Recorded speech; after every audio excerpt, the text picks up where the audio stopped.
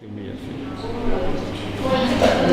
las dos de Santa Isabel y Zumárraga son el color de la cuesta.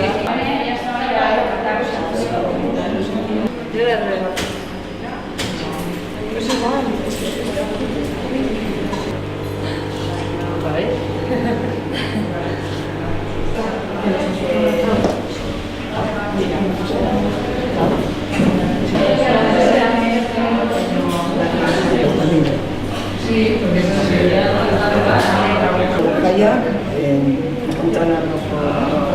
Eguerdion guztioi eta ongi etorriak Zumarragako Zelai Dizti Kulturetxeko areto ontara, erakus toki leku ontara. Ohikoa dan bezala, gaurko bat tokatzen den eta gero erakusgai izango dituzuen 38 lan hauek erakusteko eta tokatzen den bezala gaurko bat eguna balorean jartzeko aurtengo Santa Isabel jaietako zein izan den azalera edo azkenen irabazlearen izena esan eta irabazleari baita ere dagokiona eskainiz aparte ematea. Eta aurtengoa Maite Arroniez etxanik dugu, berakin pixka eta horrexeon izketan egin nintzala, hirugarrenekoz aurkeztu dala eta hirugarren hontan izan dula suertea zoria, azkenen irabazteko. Eta txapelketarekin batera edo aurkeztutako lanerekin batera esan 38 lan izan direla, iaz baino desente gehiago, eta kasu honetan epaimai lanetan Begoña Idiakez, Josu Maroto eta Iñaki Mariñarena izan ditugula.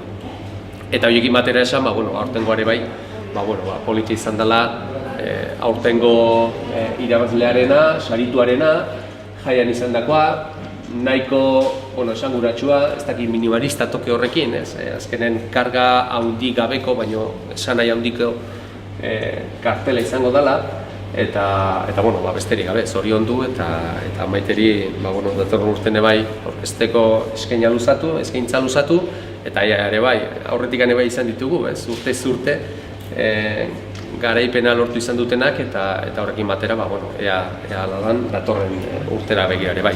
Maite Arroniez, Txanit, Zumárratarra, y que en este sentido también agradecer desde luego la participación de todos y de todas.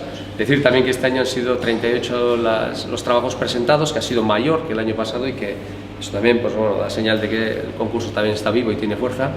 Y al hilo de eso también decir, dentro del jurado han estado Begoña Idiáquez, Josu Maroto y Iñaki Mariñarena, y que en este caso decir que ella también dará cuenta ahora mismo un poquito qué es lo que ha querido trasladar en el programa, en el trabajo presentado, pero sí es verdad que tiene un toque minimalista, sencillo, pero que desde luego también trasladando mucha carga, entiendo de lo que ella quería trasladar. Besterik gabe, zorionak.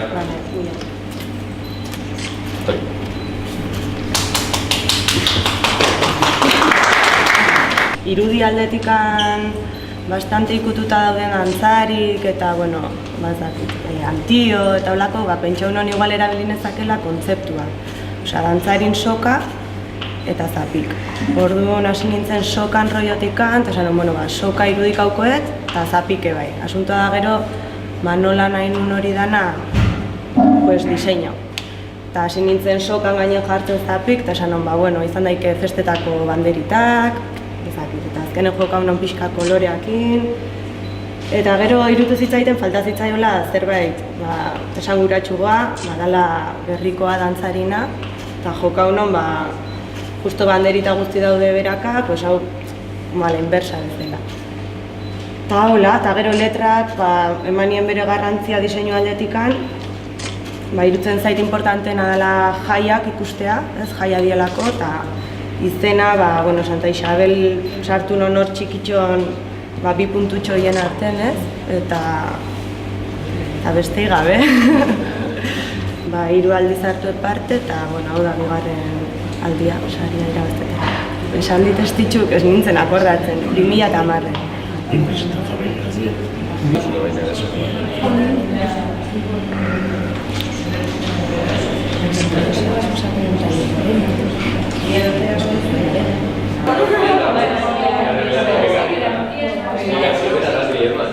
Baina, azkenean... Bai.